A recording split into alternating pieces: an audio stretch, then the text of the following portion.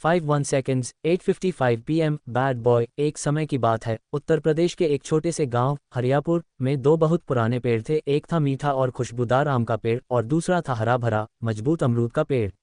दोनों गांव के सबसे बड़े बगीचे में खड़े थे। सुबह की धूप जब उन पर पड़ती तो ऐसा लगता मानो प्रकृति ने सोने और पन्ने की चादर ओढ़ा दी हो। आम का पेड़ बहुत गर्व करता था, उसके फलों की खुशबू दूर दूर तक फैलती थी। गांव के बच्चे गर्मियों में उसके नीचे जमा हो जाते और मीठे आम खाने के लिए पत्थर मारते। आम का पेड़ सोचता, मुझसे स्वादिष्ट कोई नहीं, लोग मुझे फलों का राजा कहते हैं। दूसरी ओर अमरूद का पेड़ शांत स्वभाव का था, उसके फल इतने चमकदार नहीं थे लेकिन मीठे और सेहतमंद थे। गांव की दादी नानी हमेशा बच्चों से कहती, अमरूद खाओ, ताकत आएगी। एक दिन सुबह सुबह हवा चली, आम का पेड़ गर्व से बोला, अरे अमरूद भाई, देखो ना, कितने लोग मेरे फल लेने आते हैं। तुम्हारे पास कौन आता है? अमरूद मुस्कुराया और बोला, भाई, हर फल की अपनी खासियत होती है।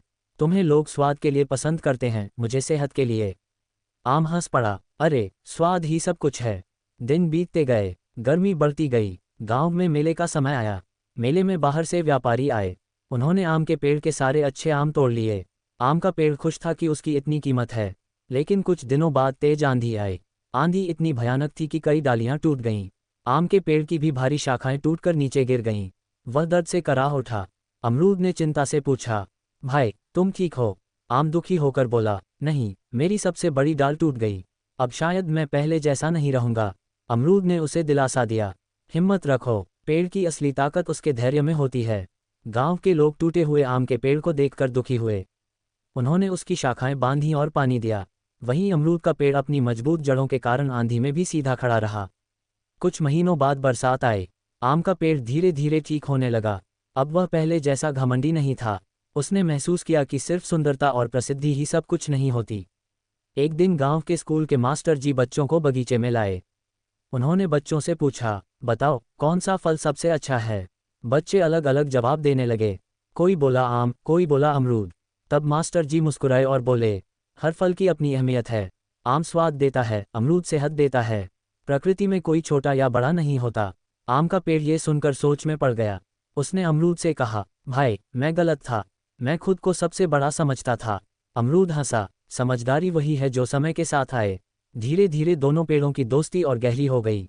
अब आम अपने फलों की खुशबू पर घमंड नहीं करता था। वह बच्चों को छाया देता, पक्षियों को घर देता और अमरूद के साथ हवा में झूमता। सर्दियों में अमरूद के फल पकते तो गांव के बच्चे नमक लगाकर बड़े चाव से खाते। गर्मियों में आम पकते तो पूरा गांव आमरस बनाता। दोनों पेड़ अब समझ चुके थे कि खुशी तुलना में नहीं, साथ रहने में है। एक दिन गांव में सूखा पड़ गया।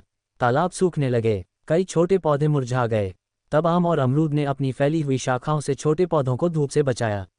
उनकी जड़ों ने मिट्टी को मजबूत रखा। गांव के बुजुर्ग बोले, ये दोनों पेड़ सिर्फ फल नहीं देते, जीवन देते हैं। समय बीतता गया, गांव बदलने लगा, नए घर बने, सड़कें बनी। लेकिन बगीचे के बीच खड़े आम और अमरूद के पेड़ अब भी लोगों को दोस्ती और विनम्रता का पाठ पढ़ाते रहे। गांव के बच्चे बड़े होकर शहर चले जाते, लेकिन जब भी वापस आते उन पेड़ों के नीचे जरूर बैठते। उन्हें अपना बचपन याद आता। एक शाम सूर्यास्त के समय आम ने अमरूद से कहा, अगर तुम मेरे दोस्त न होते तो मैं कभी यह नहीं समझ पाता कि असली महानता क्या होती है। अमरूद ने धीरे से कहा, और अगर तुम न होते तो बगीचा इतना खुशबूदार भी न होता। हवा चली, दोनों पेड़ों की शाखाएं एक दूसरे से टकराईं, जैसे दो दोस्त गले मिल रहे हों। उस दिन से गांव के लोग अपने बच्चों को एक बात जरूर सिखाते, आम और अमरूद की तरह बनो, अलग अलग होकर भी साथ रहो, क्योंकि दुनिया विविधता से ही सुंदर बनती है। 51 seconds 8:57 PM बैड बॉय पहले से कहीं ज़्यादा बड़ा और आधुनिक हो चुका था। मिट्टी की गलियों की जगह पक्की सड़कें बन गई थीं। खेतों के पास बिजली के खंभे लग गए थे और गांव के बच्चे अब मोबाइल पर खेल खेलने लगे थे। लेकिन गांव के बीचों बीच खड़ा वह पुराना बगीचा अब भी वैसा ही था, जहां आम और अमरूद के पेड़ अपनी गहरी दोस्ती के साथ खड़े थे। एक सुबह गांव में खबर फैली कि शहर से कुछ बड़े व्यापारी आने वाले हैं। वे गांव की जमीन खरीदकर वहां एक बड़ी फैक्ट्री बनाना चाहते थे। गांव के प्रधान ने सबको पंचायत में बुलाया। पंचायत में व्यापारी बोले, अगर यह बगीचा काट दिया जाए तो यहाँ बड़ी फैक्ट्री बनेगी, गांव के लोगों को नौकरी मिलेगी, पैसा मिलेगा। कुछ लोग लालच में आ गए। उन्होंने कहा, हाँ, अब इन पुराने पेड़ों का क्या काम, फैक्ट्री बनेगी तो गांव तरक्की करेगा। ये बात सुनकर आम का पेड़ उदास हो गया। उसने धीमी आवाज में अमरूद से कहा, लगता है अब हमारा समय खत्म होने वाला है। अमरूद ने गहरी सांस ली। शायद, लेकिन हमने हमेशा इस गांव को प्यार दिया है। उम्मीद है लोग इसे याद करेंगे। रात हुई, चांदनी पूरे बगीचे में फैल गई। पक्षी अपने घोंसलों में चुप बैठे थे। हवा में भी उदासी थी। तभी गांव का एक लड़का, जिसका नाम अर्जुन था, बगीचे में आया। वह बचपन से उन्हीं पेड़ों के नीचे खेला था। उसने आम और अमरूद के तनों को छूते हुए कहा, मैं तुम्हें कटने नहीं दूंगा। अगले दिन अर्जुन स्कूल गया और अपने दोस्तों से बोला, अगर ये पेड़ कट गए तो हमारा बचपन खत्म हो जाएगा। हमें इन्हें बचाना होगा। सभी बच्चे उसके साथ हो गए। उन्होंने पोस्टर बनाए, पेड़ बचाओ, गांव बचाओ, फल देने वाले पेड़ मत काटो, प्रकृति हमारी माँ है। धीरे धीरे गांव की औरतें भी बच्चों के साथ आ गईं। बुजुर्ग भी बोले, इन पेड़ों ने हमें बरसों छाया दी है, इन्हें काटना पाप होगा। लेकिन व्यापारी आसानी से हार मानने वाले नहीं थे। उन्होंने प्रधान से कहा, हम 2 गुना पैसा देंगे। प्रधान लालच में पड़ गया। उसने अगले हफ्ते पेड़ काटने का फैसला कर लिया। ये सुनकर पूरे गांव में डर फैल गया। आम का पेड़ पूरी रात सो नहीं पाया। उसने अमरूद से कहा, काश हम इंसानों की तरह बोल पाते। अमरूद बोला, हम बोलते हैं भाई, अपनी छाया से, अपने फलों से, अपनी खुशबू से। बस इंसानों को सुनना आना चाहिए। अगली सुबह कुछ मजदूर कुल्हाड़ी लेकर बगीचे में पहुंचे। जैसे ही वे आम के पेड़ के पास आए, अचानक तेज आंधी चलने लगी। आसमान काला हो गया, बिजली चमकी। मजदूर डर गए। गांव के बुजुर्ग बोले, ये प्रकृति का संकेत है, पेड़ों को मत काटो। लेकिन व्यापारी हंस पड़े, ये सब अंधविश्वास है। तभी अर्जुन आगे आया। उसने जोर से कहा, अगर पेड़ काटने हैं तो पहले हमें काटो। उसके पीछे सारे बच्चे खड़े हो गए, फिर औरतें खड़ी हुईं, फिर बुजुर्ग। देखते ही देखते पूरा गांव पेड़ों के चारों तरफ घेरा बनाकर खड़ा हो गया। आम का पेड़ ये देखकर भावुक हो गया। उसकी पत्तियां हवा में कांपने लगीं। व्यापारी गुस्से में बोले, तुम लोग विकास के दुश्मन हो। अर्जुन बोला, विकास वो नहीं जो प्रकृति को खत्म कर दे। असली विकास वो है जहां इंसान और प्रकृति साथ रहें।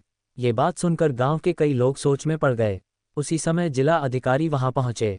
उन्हें खबर मिल चुकी थी कि गांव में पेड़ काटने को लेकर विवाद हो रहा है। उन्होंने पूरा मामला देखा और कहा, ये पेड़ 100 साल से भी पुराने हैं, इन्हें काटना कानूनन गलत है। व्यापारियों के चेहरे उतर गए। अधिकारी ने आगे कहा, इस बगीचे को अब प्राकृतिक विरासत स्थल घोषित किया जाता है। पूरा गांव खुशी से झूम उठा। बच्चे तालियां बजाने लगे, औरतों ने खुशी में गीत गाए। आम ने धीरे से अमरूद से कहा, आज समझ आया कि प्यार और सेवा कभी बेकार नहीं जाते। अमरूद मुस्कुराया, हाँ भाई, जो दूसरों के लिए जीते हैं, लोग उन्हें हमेशा बचाकर रखते हैं। उस दिन के बाद बगीचा पूरे जिले में मशहूर हो गया। लोग दूर दूर से वहां घूमने आने लगे। बच्चे पेड़ों के नीचे बैठकर कहानियां सुनते। स्कूल के शिक्षक वहां प्रकृति की शिक्षा देने लगे। अर्जुन बड़ा होकर पर्यावरण अधिकारी बना। उसने गांव गांव जाकर पेड़ बचाने का अभियान शुरू किया। जब भी वह हरियापुर लौटता, सबसे पहले आम और अमरूद के पेड़ों के पास जाता। वह उनके तनों को छूकर कहता, आप दोनों ने मुझे सिखाया कि सच्ची ताकत जड़ों में होती है। सूरज ढल रहा था। हवा में आम के फूलों की खुशबू घुली थी। अमरूद की शाखाओं पर चिड़ियां चहचहा रही थीं। दोनों पेड़ शांत खड़े थे, जैसे मुस्कुराकर दुनिया को देख रहे हों। और हरियापुर के लोग आज भी अपने बच्चों को यही कहानी सुनाते हैं। अगर दोस्ती सच्ची हो और इरादे नेक हों, तो सबसे बड़ी ताकत भी तुम्हें झुका नहीं सकती।